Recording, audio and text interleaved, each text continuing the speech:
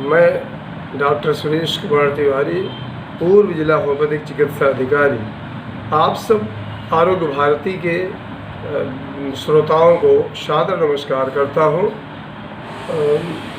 मैं आपको आरोग्य भारती के माध्यम से मैं आपको रोगों के बारे में और उनके निराकरण के बारे में बताना चाहता हूँ, कुछ सूत्र बताना चाहता हूँ। मानस आरोग्य सूत्र के नाम से मैंने कुछ कंसेप्ट बनाए हैं। तो मानस आरोग्य सूत्र विषय पर हमें ये बोलना है कि जितने लोग होते हैं, चाहे वो एक्यूट बीमारी से ग्रस्त हों, चाहे वो क्रानिक बीमारी से ग्रस्त हों, वो चाहे शरीर के किसी भी अंग की बीमारी से ग्रस्त हों, लेकिन इसमें मानसिक रोगों की प्राथमिकता बताई जाती है। अगर ऐसा शास्त्रों में भी, हमारे मेडिकल विज्ञान में भी कहा गया है, अगर मानसिक रोग न हो मनुष्य के तो शायद शारीरिक रोगों से बहुत बचा जा सकता है। इसमें मानसिक रोग प्रमुख है। शारीरिक रोगों में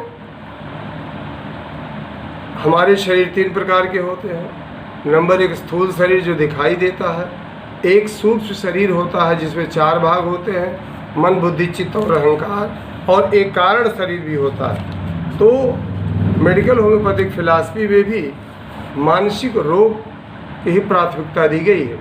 कहते हैं जैसा खाए अन्न वैसा बने मन, यही कहावत है, बात सच है।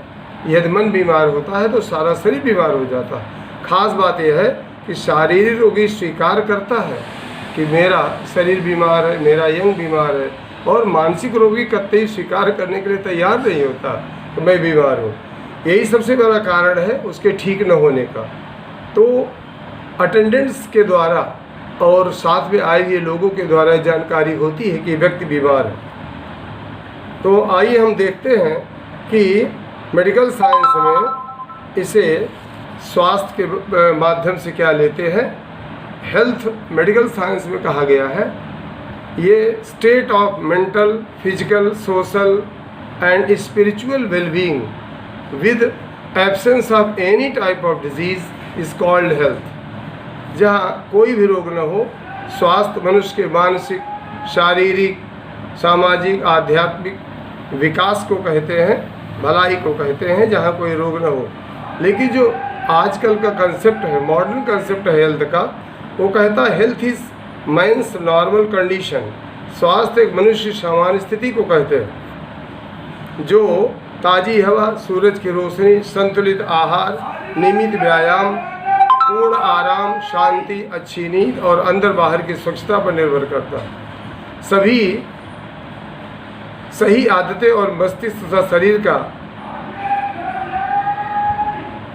प्रॉपर वे में कार्य करना ही स्वास्थ्य की निशानी है। परंतु आधुनिक चिकित्सा जगत में ड्रग्स और टॉनिक्स देकर ये बताया जाता है कि हमारे स्वास्थ्य का निर्माण कराया जाता है, लेकिन हमारे सरकारी और व्यक्तिगत अस्पतालों में बहुत कम बताया जाता है कि रोगों को दवाई से ठीक करने के बजाय रोगों के निवारण का सबसे अच्छा उपाय क्या है। इस पर कम लोग जोर देते हैं, जबकि उनको बताना चाहिए कि how to prevent diseases and how to promote health. और फैक्ट में there is ignorancy of about health. हमारे विचार में ये कदाप नहीं होना चाहिए, क्योंकि अस्पताल या डॉक्टर, वैद्य का उद्देश्य सिर्फ धन, प्रतिष्ठा, ताकत, सुरक्षा, ज्ञान आदि बढ़ाना नहीं है, बल्कि मरीजों का वास्तविक हित, वास्तविक सेवा, रोग मुक्ति कैसे हो ये बताना है। यही बताना चाहिए।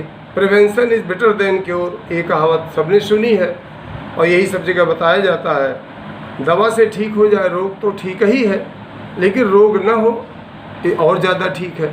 अगर हम प्रिवेंशन के कुछ तरीके अपना लें तो रोग न हो ये ज़्यादा ठीक है।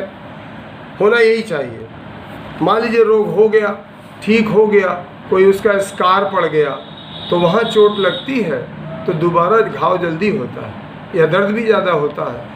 और अगर रोग नहीं होता, मूल रूप में शरीर है, तो और भी अच्छा होता है। तो इसी बात का जिक्र मन के रोगों में के प्रसंग में श्री रामचरितमानस में उत्तरकांड में भी किया गया। जो हूबहू मेडिकल साइंस से मेल खाता है, मेडिकल फिलॉसफी से मेल खाता है। काकभूषण जी गरुड़ जी से मन के रोग बताते हैं और मन के रोगों की उत्पत्ति के कारण बताते हैं। यही स्वास्थ्य की निशानी है कि मनुष्य 4 प्रकार से स्वस्थ हो तब स्वस्थ कहा जाएगा। नंबर 1 मानसिक स्वस्थता, वो मन से स्वस्थ हो। मानसिक स्वस्थ व्यक्ति अपने आप में पूर्णतः संतुष्ट होता है। कंटेंटमेंट इज हैप्पीनेस कहा गया है। नंबर 2 वो प्रसन्नता तथा शांति का अनुभव करता हो। नंबर 3 वह सेल्फ कंट्रोल यानी आत्म संयम कर पाता हो, वह सेल्फ कंट्रोल कर पाता हो। दूसरे को सभी कंट्रोल कर लेते हैं लेकिन वो खुद को कंट्रोल कर ले, भय क्रोध चिंता और ईर्ष्या से जकड़ा न हो, वो व्यक्ति स्वस्थ कहा जाता है। स्वस्थ व्यक्ति अपनी समस्याओं को सुलझाना जानता है। चौथा पॉइंट। नंबर 2 शारीरिक स्वस्थता। तो इसका तात्पर्य है परफेक्ट वे में हमारी बॉडी कार्य कर रही है, शरीर का प्रत्येक अंग प्रत्येक तंत्र एक परफेक्ट हार्मोनी में कार्य कर रहे हैं। शुगर बीपी नॉर्मल है, पल्स रेट नॉर्मल है, वजन सही है, साउंड स्लीप है, ये शारीरिक स्वस्थता की निशानी है। अब सामाजिक स्वस्थता, हमारे पड़ोसी, हमारे मित्रगण, हमारे रिश्तेदार, हमारे मिलने जुलने वाले सभी प्रसन्न रहें, सभी निरोग रहें, ऐसी कामना करनी चाहिए। हमारे यहाँ कल्याण मंत्र में भी कहा गया है कि सर्वे भवन्तु सुखिनः सर्वे सन्तु निरामयाः सर्वे भद्राणि पश्यन्तु माँ कश्चित् दुख भाग भवेत्। यानी सभी निरोग हों, सभी सुखी हों, सभी का कल्याण हो, ये आध्यात्मिक मंत्र है। चौथा है आध्यात्मिक स्वस्थता। We should know that body and spirit are separate. अरे भाई, जीवन का यही अर्थ है। केवल जीवन का अगर अर्थ समझना है तो 2 प्रश्न का जवाब हमें मिलना चाहिए। नंबर 1 हु एम आई, ये जानना बहुत ज़रूरी है, मैं कौन हूँ। अगर इसमें ये निश्चित हो जाए कि either I am this body और समथिंग एल्स, अगर ये निश्चित हो जाए कि मैं शरीर नहीं हूँ, तो केवल एक प्रश्न और आता है जो for which we have come in this world, हम इस संसार में क्यों आए हैं। इसी को देखते हुए मानसिक रोगों के प्रकरण में हमारे काकभूषण जी ने भी बहुत बढ़िया कहा है गरुड़ जी से कि मोह सकल व्याधिन कर मूला और ते हिते पुण्य उपजहि बहुसूला। यानी मोह समस्त व्याधियों की जड़ है।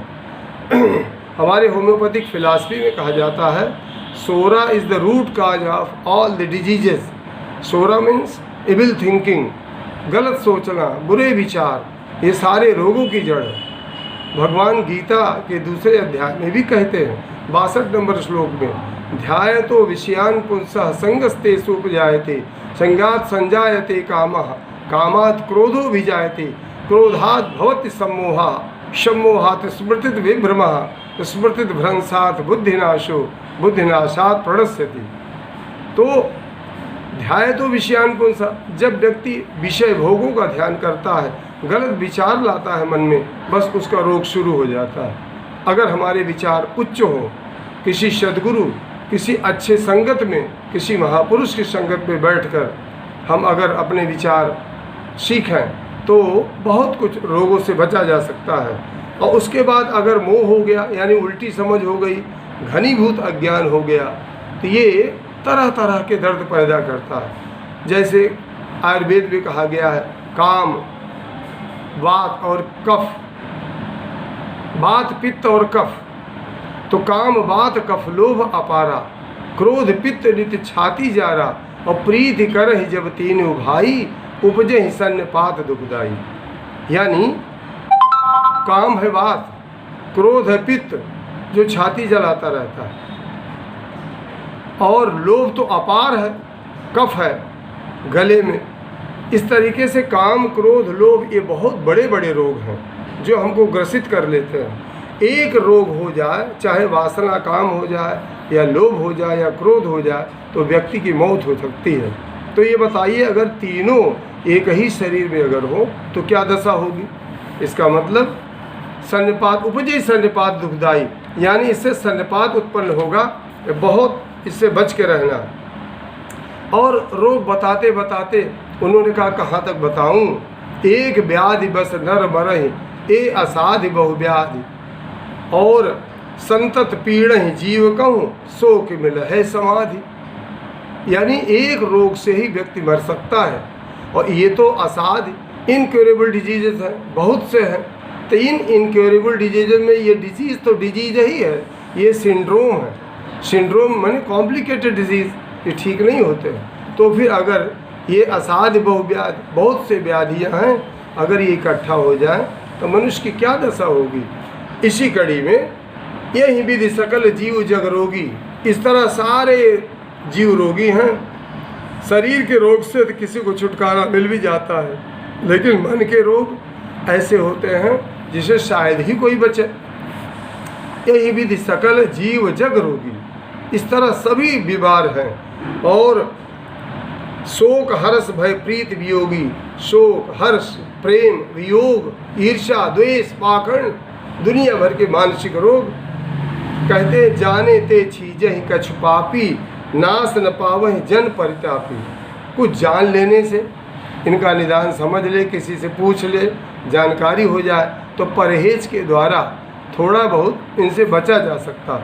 नहीं तो विषय कुपथ्य पाई अंकुरे, ये विषय रूपी अगर आपने परहेजी की, परहेज न किया तो फिर ये फिर अंकुरित हो जाते हैं, और बड़े बड़े लोगों के बीच में। एक दवाई है जो सबसे अच्छी दवा है, जो सभी रोगों को नष्ट कर सकती है। कौन सी दवा है?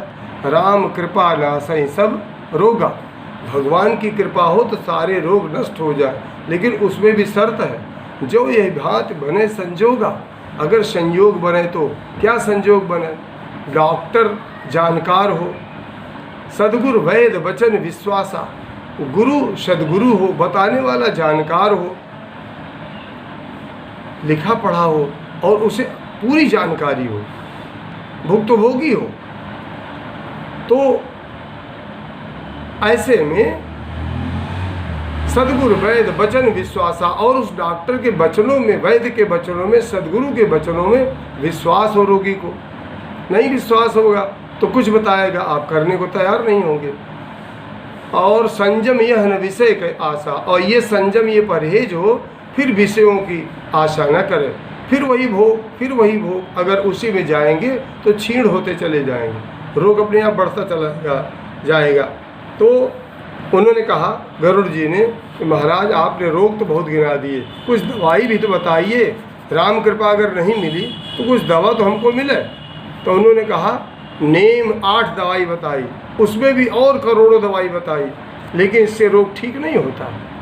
कहते हैं नेम धर्म आचार तप ज्ञान यज्ञ जप दान, तिन्ह कोटिन भेषज नहीं रोग जाए हर जाए। बहुत करोड़ों दवाइयाँ हैं, लेकिन इसमें भी रोग जाता नहीं है। अपनी नेचुरल इम्यूनिटी यदि कम है तो इसे बढ़ाने का प्रयास, नियम संयम और संतुष्टि, सद्विचार, सदाचार, व्यायाम, रेगुलर व्यायाम, वाणी मन इंद्रियों को संयमित करना, ऐसे इस तरीके से बढ़ाया जा सकता है, जो हम मानस आरोग्य सूत्र के माध्यम से जान पाते हैं। हमारे आरोग्य भारती के सम्मानित पदाधिकारियों एवं चिकित्सकों द्वारा समय समय पर तरह तरह के आयोजनों, बैठकों, ऑडियो वीडियो के माध्यम से अनेक शारीरिक रोगों से बचने के उपाय बताए जाते रहते हैं। अभी हाल में ही विश्व हृदय दिवस मनाया गया, और मैं रहा उस मीटिंग में। कितना बढ़िया हमारे विभिन्न आदरणीय चिकित्सकों ने उसके बारे में बताया, इतना बढ़िया बताया कि बार बार सुनने को मन कहता है। अगर उन चीज़ों को जानकर जीवन में उतार लिया जाए, ऐसा मान लिया जाए, उनके वाणी पर विश्वास हो, तो बहुत से रोगों से बचा जा सकता है। हृदय के रोग हैं, गुर्दे के रोग हैं, और फेफड़े के रोग हैं, और आँत के रोग हैं। तरह तरह के रोगों से व्यक्ति ग्रस्त होता है, और ख़ास करके अगर उसका मन शांत है। आप देखें आधुनिक जीवन शैली में ऐसा देखा गया है कि ग्रामीण एरिया हो चाहे शहरी एरिया हो, सब जगह मशीनीकरण हो गया है। मैं तो ग्रामीण का रहने वाला हूँ, पूर्वांचल का। मैंने देखा है, आज मैं जाता हूँ गांव में, वहाँ इतना मशीनीकरण है कि सारे युवक लगभग बैठे रहते हैं, काम करना ही नहीं, सब मशीन कर रही है। एक व्यक्ति गया मशीन से सब काम करे आया, तो बैलों की कोई ज़रूरत नहीं। अब सब घर के काम, पहले पानी निकाला जाता था कुआं से, बड़ी मेहनत होती थी, वो सब श्रम बंद हो गए। तो मशीनरी युग में शहर में ज़्यादा है और आधुनिक शैली का विकास ग्राम में कम है, लेकिन फिर भी ग्रामीण एरिया में भी बहुत है। और होता क्या है कि खान पान में फास्ट फूड का प्रयोग बढ़ जाने से, इस मसालेदार चटपटे भोजन लेते रहने से कोलेस्ट्रॉल डिपॉजिट तो हो जाता है, लेकिन उसका एग्जॉस्ट तो कम होता है, खर्च नहीं हो रहा है। कोई चीज़ जमा की जा रही, खर्च नहीं हो रही, तो क्या होगा? वो नुकसानदेह होगी। वो बैलेंस में होना चाहिए। अगर मैं जमा कर रहा हूँ, जैसे खर्च भी तो करूँ, तो खर्च तो होता नहीं जो श्रम के द्वारा होना है, तो कम से कम श्रम नहीं होगा। तो व्यायाम एक श्रम करें, और व्यायाम के अलावा चर्बीदार भोजन न करें, फास्ट फूड न करें, मसालेदार भोजन न करें, तो डिपॉजिट कम होगा। जब डिपॉजिट कम होगा, जमा कम होगा, पूंजी कम होगी, तो थोड़ा खर्च भी कम होगा, तो चलेगा, बैलेंस बराबर होगा। इसलिए कहा जाता है कि ये सारे सुविधा भोगी जो जीवन है मनुष्य का, ये रोगों को आमंत्रण देता है। और आज के युग में सभी व्यक्ति सुविधा भोगी हो गया है, नहीं है तो चाहता है हमें सुविधा मिले, दूसरे के देख देख करके हमें सुविधा भोगी जीवन जीने की इच्छा होती है। पसीना निकलने न पावे, थोड़ा बहुत निकले तो पंखा चला दो।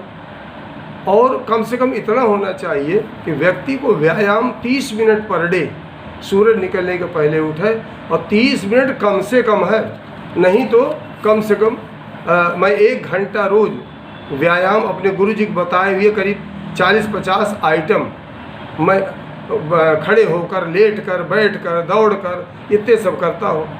तो भगवान की कृपा से अभी रोग मुक्त है। तो 1 घंटा हो जाए बहुत अच्छा है, नहीं तो मिनिमम कम से कम 30 मिनट का नियमित, एक दिन नहीं, इतवार मंगलवार नहीं, कभी कभार अगर नहीं मिलता मौका तो वो चल सकता है, लेकिन शेड्यूल बनावें कि रोज़ नियमित व्यायाम करें, भोजन में उतना ही खाएं जितना पेट मांगे, और 1-2 रोटी की भूख बना के रखें, बाद में आधे घंटे बाद पानी पी करके उसको भरें। ज़रूरत से अधिक न खाएं, बिना भूखे न खाएं, और जितनी आवश्यकता उससे कम खाने का प्रयास करें। और बहुत एकदम न खाएं ऐसा भी नहीं है। तो हर चीज़ संतुलित में होती है। अभी हमारी आदरणीय डॉक्टर शिवा द्विवेदी जी ने एक मैसेज फॉरवर्ड किया है, जिसमें दिया गया है कि अगर आप उपवास की शैली सीखिए, उपवास करने का शास्त्रीय विधान सीखिए। एकदम से उपवास भाई 1 दिन 2 दिन चल सकता है व्रत, लेकिन अब आप 10-10 दिन व्रत रहोगे तो इस तरह से शरीर में ऊर्जा ह्रास हो जाएगा, वो ऊर्जा कम हो जाएगी तो मस्तिष्क को नहीं मिलेगी। और अगर रोज़ ज़्यादा खाओगे तो उसको पचाने में हमारी ऊर्जा खर्च हो जाएगी। ज़्यादा खाओगे स्टोमक का जो मूवमेंट होगा नहीं, पेरिस्टाल्टिक मूवमेंट नहीं होगा, तो भोजन पचेगा नहीं, और हमारे दिमाग की ऊर्जा उसमें चली जाएगी, तो मस्तिष्क हमारा सुस्त हो जाएगा, नींद ज़्यादा आएगी। इस तरीके से हमारे जीवन शैली को संतुलन के ढंग से जीना है, और रोगों को आमंत्रण न मिले। पहले नियम थे सुबह उठना और समय से सो जाना, व्यायाम करना, थोड़ी मेहनत करना, भगवान का ध्यान, मेडिटेशन जो बहुत आवश्यक है। कल हृदय रोगों में भी ये बताया गया मेडिटेशन के बारे में, जो सत्संगों में जाकर मस्तिष्क के विचारों को शुद्ध करना आदि। अब इन बातों की कमी हो गई। रात देर से सोना, सुबह देर तक सोना, ये एक शैली बन चुकी है आजकल के बच्चों की, युवाओं की, जो बहुत अच्छा नहीं है, बिल्कुल गलत है। शास्त्रों में किसी सद्गुरु या संत के द्वारा तमाम उपाय और जीवन धन्य बनाने के लिए शैली बताई गई है। इसे पर सुनने के नाम पर युवा वर्ग कहता है ये सब वृद्धावस्था का काम है, ये सब हमारा काम थोड़ी है, हम लोगों के जाके बीच बैठ के सुने। जब 50 साल के ऊपर हो जाएंगे तब ये सब काम करेंगे। तो इसलिए ये बहुत समाज में बहुत गड़बड़ है। भय, चिंता, उलझन तनाव, आप देखें अनिद्रा को लेकर इतनी चिंता व्याप्त है, इन सारे कारणों से मन व्यथित हो जाता है और सीधे हार्ट सप्लाई पर, ब्लड प्रेशर पर, पाचन तंत्र पर, शरीर के कई अंगों पर इसका असर पड़ता है। आप स्वयं करके देख लें। इन सब चीज़ों से मुक्ति अच्छी संगति में बैठकर और अच्छे विद्वानों के संग में बैठकर और हमारे चिकित्सकों से सलाह लेकर इससे मुक्ति मिल सकती है, लेकिन केवल सुनने से नहीं होगा।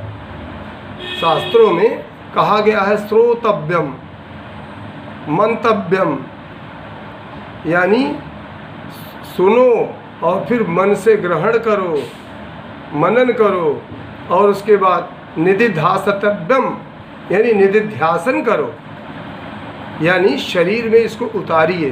केवल सुनने से, कान से निकाल देने से नहीं होगा, ये सब चीज़ें उतारने की हैं। और संगति का बड़ा असर जीवन में पड़ता है। ये संगति के लिए बहुत बढ़िया हमारे मानस में कहा गया है कि जैसा आप संग करेंगे वैसे ही आपका जीवन हो जाएगा। तो ये जीवन में विचार करें, प्रयास करें कि आपको कुसंगति न मिलने पावे। एक बार सत्संग न मिले तो चल जाएगा, ये फिर भी चल जाएगा, लेकिन कुसंगति, क्षण भर की कुसंगति आपके जीवन के 1 साल को नष्ट कर देगी। इसलिए सबसे बड़ा ये जीवन में एक दवा है कि कुसंगति से बचें। जहाँ तक अच्छे लोगों का साथ करें, अच्छे विचार वालों का साथ करें, अच्छी सलाह देने वालों का साथ करें, अच्छे आचार विचार जिनके हैं सदाचारी उनका साथ करें और ऐसे लोगों के बीच में बैठे। गोस्वामी जी कहते हैं हमारे पूज्य, हानि कुसंग सुसंगति लाहू लोकहु वेद विदित सब काहू, यानी कुसंगति से हानि और अच्छी संगति से लाभ किसको नहीं मिला, सबको मिला है। ये लोक में और वेद में ये प्रसिद्ध है, ऐसा सब कहते हैं। आप उदाहरण देते हैं, गगन चढ़ई रज पवन प्रसंगा, यानी वायु के संपर्क से धूल आसमान को चढ़ जाती है और वही धूल अधोगामी जल के संपर्क में आने से कीचड़ बन जाती है। बताइए, कीचड़ में चली जाती है, पैर के नीचे जाती है। संगति का कितना बुरा असर पड़ा। साधु असाधु सदन सुख सारी, सुमिर हे राम देहि गनि गारी। अच्छा उदाहरण देते हैं, तोता साधु भी जिलाता है और असाधु भी तोता जिलाता है, लेकिन साधु के यहाँ का तोता राम राम कहता है, असाधु के यहाँ तोता गिन गिन के गालियाँ देता है। संगत के कितना असर पड़ा। कहते हैं, ग्रह भेषज जल पवन पट, पाई कुजोग सुजोग, होय कुवस्तु सुबस्तु जग, लखई सुलक्षण लोग। बालकांड दोहा नंबर 7 का। ग्रह, ये नक्षत्र ग्रह जो है, मंगल बुध ये शनि, ये सब ग्रह हैं। और ग्रह जो है अच्छा योग पा करके यही आपका भला करते हैं और यही बुरा योग जब मिल जाता है तो ये आपको नुकसान भी पहुंचाते हैं। और भेषज बने दवाइयाँ, दवाइयों का अगर सही साथ मिल जाए, गलत ढंग से अगर उपयोग कर ली जाए तो वही जहर है। सही ढंग से, सही मार्ग प्रशस्त व्यक्ति के द्वारा बताए जाने से, किसी अच्छे डॉक्टर से सलाह लेने से वही दवाई हमारे यहाँ जो है रोग निवारण का काम करती है, नहीं तो वही दवाई आपके जीवन को भी नष्ट कर सकती है। और जल है, जल अगर गंगा जी में मिला दीजिए तो लोग पी लेते हैं, वही जल शराब में मिला दीजिए लोग नहीं पसंद करेंगे। तो इसलिए ये संगत, कुसंगति सुसंगति का असर। पवन यानी हवा, हवा की संगत, अगर धूल की संगत करेगा तो धूल उसी को भर देगा। और वही हवा अगर चंदन के संपर्क में आएगी तो सुगंधित होकर के निकलेगी। पट कपड़ा, कपड़ा देखें, वही कपड़ा आप पहन ले बहुत अच्छा लगेगा, वही कपड़ा जिसको किसी छोटे कद के व्यक्ति को या किसी ऐसे व्यक्ति को पहना दें तो वो खराब लगेगा। तो साधुओं को वस्त्र बहुत अच्छे लगते हैं, लेकिन वही वस्त्र अगर कोई और पहन ले जो ऐसा काम साधुता का काम नहीं करता, उसे खराब लगेगा। इसलिए पाई कुजोग सुजोग, ये है अच्छा संयोग बुरा संयोग पा करके इनका स्वभाव बदल जाता है। ये कभी पूज्य हो जाते हैं और कभी इनको जीवन से हटा दिया जाता है। हो कुवस्तु सुवस्तु जग, यानी ये कभी अच्छे वस्तु बन जाती है, कभी खराब वस्तु बन जाती है। तो इस तरह से अंत में संगत का असर इतना बुरा और भला पड़ता है, इसलिए संगति से बचें, मन के विचार उत्तम रखें। अंत में हम ज़्यादा न बढ़ाकर मेरा यह कहना है कि मन मस्तिष्क सोच विचार आचार और ध्यान संस्कार इन सब को विद्वानों में बैठकर अच्छे लोगों में बैठकर डालें। तो ऐसे संस्कारों के पढ़ने से नित्य व्यायाम, सही भोजन का सेवन करना, समयानुसार भोजन करना और जैसा अच्छे लोग बतावें, डॉक्टर लोग बताएं वैसे भोजन करना, नियमित व्यायाम और नियमित ध्यान, समय से नहाना, समय से खाना, अगर ये सब हम मेंटेन करते हैं, एक नियम है, अगर आप केवल नियम को अपना लें तो नियम के आधार पर बहुत से रोग कम हो जाते हैं। शरीर का जागने का नियम, सोने का नियम, खाने का नियम, बैठने का नियम और तो बहुत ऐसे उपाय हैं, लेकिन केवल नियम धर्म आचार तब ज्ञान यज्ञ जपदान 8 चीज़ें बताई गई। लेकिन अगर आप एक नियम को ही खाली नियम के अनुसार शरीर को ढाल लें तो बहुत से रोगों से बचा जा सकता है। अब मैं सभी श्रोताओं को हृदय से धन्यवाद देना चाहता हूँ, हृदय से प्रणाम करना चाहता हूँ और सुनने वालों को 10 दिशाओं में मंगल हो, कल्याण हो, दीर्घजीवी हो, निरोग भगवान बनावे और खुशहाल बनावे, परिवार आपका खुशहाल हो। जा सुनाम भव भेषज हरन घोर त्रयशूल, सोई कृपाल मोहि सब पर रहो सदा अनुकूल। बहुत बहुत धन्यवाद, बहुत बहुत धन्यवाद, बहुत बहुत धन्यवाद।